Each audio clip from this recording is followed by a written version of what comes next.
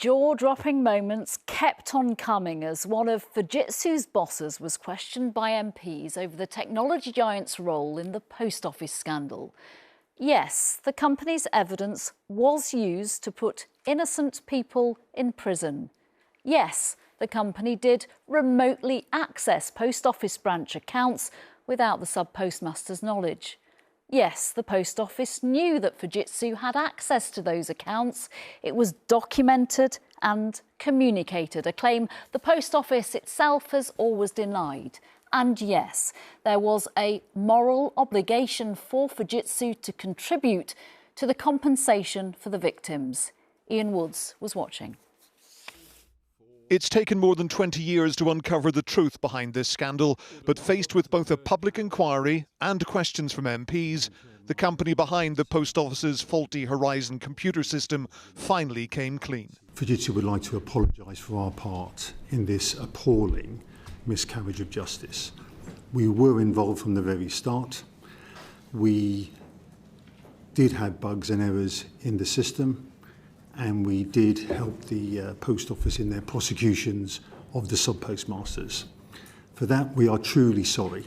The fancy new computer system that they've spent an arm and a leg on is faulty. It's taken an ITV drama to force the issue to the top of the political agenda. Public outrage following the screening of Mr Bates versus the Post Office forced the government to announce convictions would be quashed and compensation would be paid.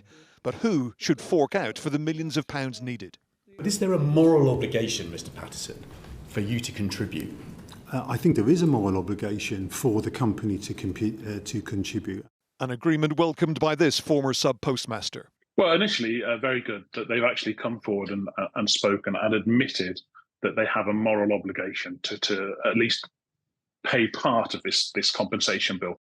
MPs also heard a mea culpa from the Post Office's current boss. The Post Office simply can't move forward until such time as proper redress has been determined and, more importantly, has been paid out and given to those victims of this scandal.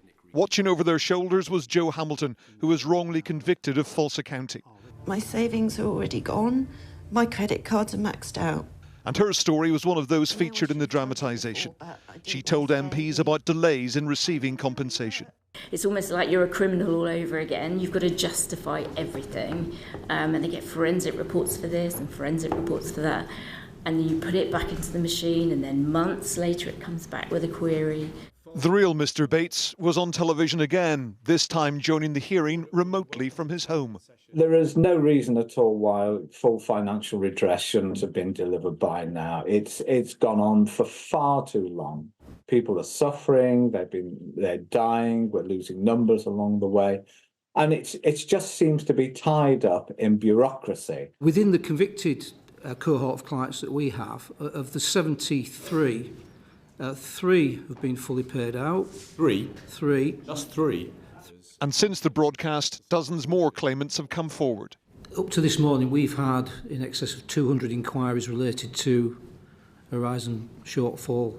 New inquiries. MPs said they were shocked by what they heard in today's hearing and say they still haven't been told all the facts. Also watching was our political correspondent Shihab Khan. An incredible few hours, lots of admissions from Fujitsu, also an accusation from that company that the post office knew exactly what was going on. Yeah, there seems to be two contrasting stories being told here about who knew what and when. The European boss of Fujitsu says that the post office was aware that there were bugs within the system, for example, but the post office has denied that for quite some time. It raises questions of the senior executives at the post office, the management there, about why they went down the route of prosecuting sub-postmasters if they were truly aware that there were those bugs in place. Then there's this debate over remote access, whether or not Fujitsu was able to access these terminals. They say that the post office was aware that they could do that. The post office said that they don't know. They wouldn't give a straight answer on that just yet. There seemed to be a lot of frustration from the MPs asking questions today because a lot of the times the answer was simply, I don't know, I'll get back to you, which means this isn't going to go away. Another I don't know was from the current boss of the post office, who said he still doesn't know where the money went. This is the missing money that all those postmasters paid. Absolutely. And to make it even more jaw-dropping, The boss of the post office admitted that it may have gone into the pay of senior executives at the post office. They don't have an answer to that. He says they haven't got to the bottom of it yet. They're still looking into it. Again, it raises questions about the management at the post office. How do they not know the answers to these questions? He did also admit that there was a culture of denial within the post office, which is why they've been so slow to act. He says there's no evidence that they misled ministers, but again, this has raised more questions than answers at this point, which means we're going to be talking about this for quite some time. Yeah, absolutely. Shihab, thank you very much. Thank you.